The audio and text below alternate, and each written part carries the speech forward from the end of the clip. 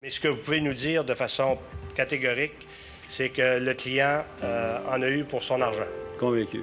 Quel est le montant que vous avez payé au Parti libéral? Comment arrivez-vous à générer un bénéfice brut total moyen de 55,2? Le public voulait suivre cette commission.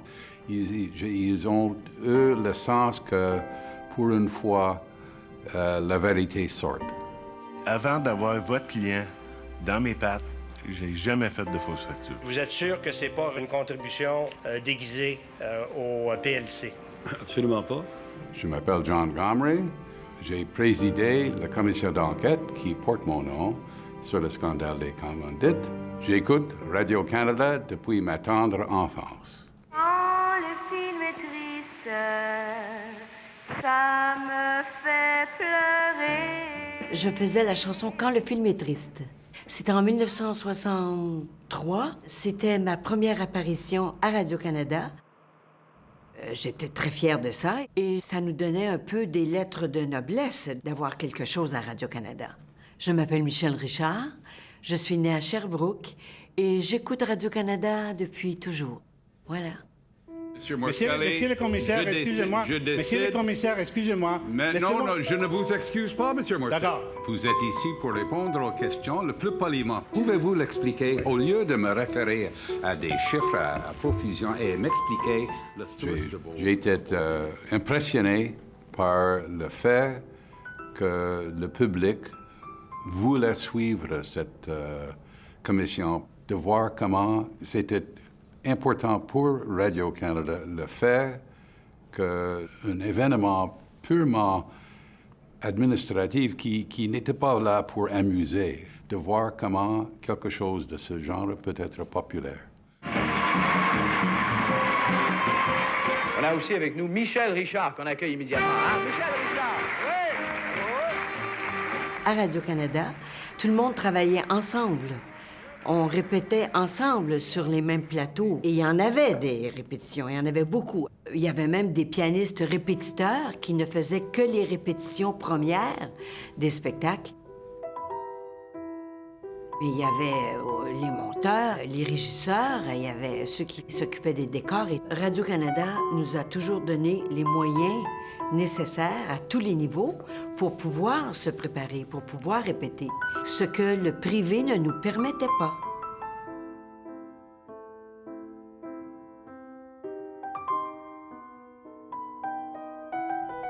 Et vous savez, si ça n'existait plus, Radio-Canada, on perdrait beaucoup. On perdrait ce contact direct avec le public et le plaisir de partager de la musique, des chansons, des états d'âme, du bonheur. Et un des points importants, je pense, dans le mandat de Radio-Canada, c'est d'encourager la scène artistique, incluant la scène populaire. Et il faut que les arts soient encouragés et ça prend beaucoup d'argent pour encourager les arts. Et les arts tels qu'ils sont consommés par le grand public, c'est plutôt des émissions de télévision et de radio. Il ne faut pas oublier que ça prend aussi de l'argent pour les commissions d'enquête. Ouais. Évidemment. Parce que, à mon humble avis, c'est le service des informations de Radio-Canada et de RDI qui a servi à vous faire aimer autant. Mais je suis peu gêné, honnêtement. La raison que j'ai attiré tant d'attention durant cette commission, c'est parce que j'étais visiblement indigné par ce que j'entendais et les gens ont dit, finalement, quelqu'un qui s'indigne comme nous. C'est que vous avez je n'ai laissé... pas réussi à cacher mes sentiments. Et c'est une autre des raisons pour laquelle vous avez été si aimé du public. C'était une expérience qui a couronné ma carrière et je réalise comment c'était important pour Radio-Canada de donner plus d'importance à la couverture de la vie politique. Ce qui est important pour moi, c'est très important parce que comment peut le public savoir ce qui se passe sans la télévision ou la radio? Je ne sais pas.